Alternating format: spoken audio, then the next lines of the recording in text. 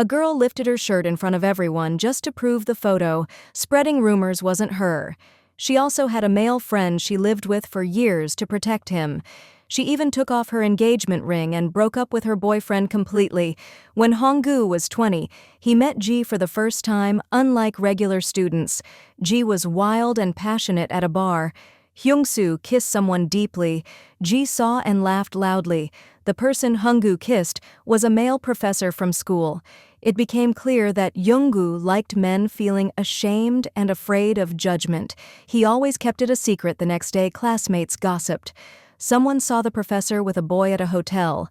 The boy's face looked like Hong-soo's. As everyone stared at him, Hong-gu felt anxious.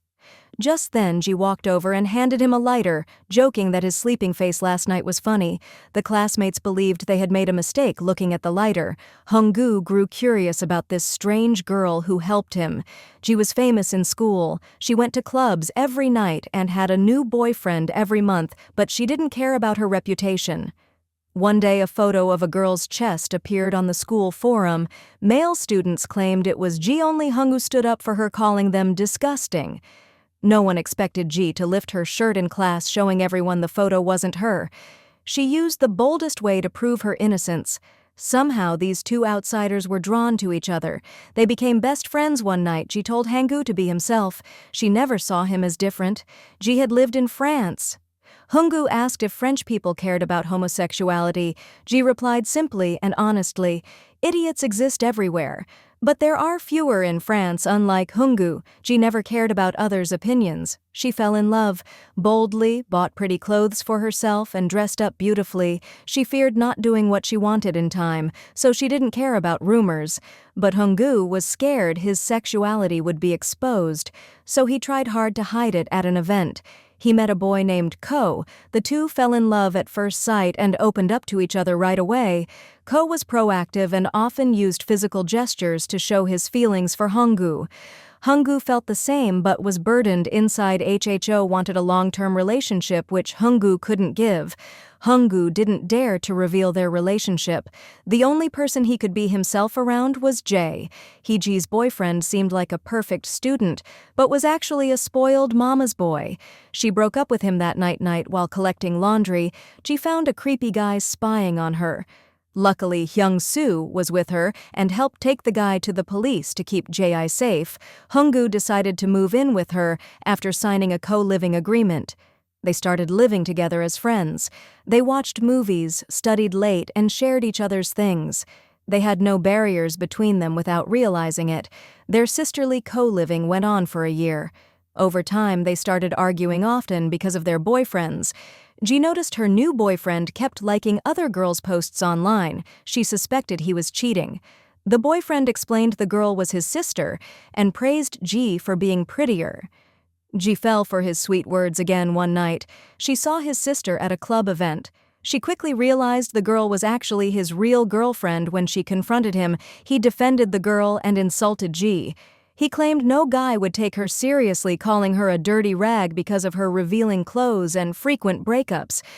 Jae, he felt crushed. She called Hyung-soo, asking him to meet her at a bar to cheer her up. But Hong-gu had his own troubles. The night before, Ko invited him to join a guitar club. Hong-gu believed him, but found out it was actually an LGBTQ rights group. He hesitated to join because he feared exposing his secret. While planning to leave, the group's booth was vandalized. Hong-gu stayed to help Ko and was beaten by the troublemakers because of his injuries. He couldn't make it to the bar. Ji, unaware of this, waited for him all night. She accidentally drank a spiked drink from a stranger and made a terrible mistake. While intoxicated after waking up, Ji ran home angrily and saw the trash, which was supposed to be thrown away, still by the door. She burst out and scolded Hong-gu for not following their agreement about taking out the trash. It was clear her real anger came from him breaking his promise last night. Hong-gu got upset too and blamed her for not cleaning up things like fallen hair during their argument. Hong-gu slammed the door and left, but he heard Ji crying alone in the room. He quickly turned back, looking worried, and asked what was wrong. When Ji noticed his face was hurt, she became concerned too. After that, they ate together, the fight ended, and they started sharing deeper secrets. Honggu said his mom knew he liked boys. She didn't scold him but began going to church, often praying secretly in his room every night to drive away the devil. Honggu said he didn't want to die, he just didn't want to live. He also shared her own dark time in middle school. She once had to draw a milk carton for art class. She was the only one who drew a crumpled carton, and her classmates laughed at her. They bullied her until she quit school. She knew people always targeted those who were different. Sharing these secrets brought them closer. The next morning, Honggu saw a tattoo on his wrist. He had one too. It turned out they got drunk the night before and went to a tattoo shop, excited and impulsive. They tattooed each other's names and swore to be best friends. Soon after Ji found out she was pregnant, Honggu went with her to the hospital. The doctor scolded Ji, saying her pregnancy was because she didn't respect herself. Ji ran out crying in an alley. She couldn't understand why people judged and hurt others so easily. Hyung-soo hugged her silently after that. Ji changed. She cleaned her messy desk, started studying hard, and looked for a job. It seemed like she was trying to meet everyone's expectations. Later, Hyung-soo joined the army. Ji thought school was boring without him, so she went to Australia to study English for years. They stayed in touch through postcards. Their friendship only grew stronger. Ji soon graduated and went back to Korea. She got a marketing job at a company. Honggu finished his military service and returned to their shared small apartment. Ji was no longer the carefree girl she used to be. She was busy with work now. Instead of talking about love, she often complained about her boss. Honggu Al started studying for a degree while looking for a job. During this time, Ji began dating a lawyer, but Honggu and Ko had a complicated relationship. Ko told Honggu he planned to come out and share his truth with family and friends. Honggu got upset and broke up with him, saying Ko didn't care about his feelings while Honggu kept avoiding himself. Ji also began losing her true self when shopping. Ji liked many pretty clothes but didn't buy them because they weren't suitable for work or her boyfriend didn't like them. She advised Honggu not to rush into a job but still follow his dreams. Honggu wanted to be a writer but gave up because of money. He studied a subject he didn't like just to make money and sent out resumes everywhere. One day on the subway home, she saw a tired woman wearing clothes similar to hers. The woman was half asleep, clearly worn out by work.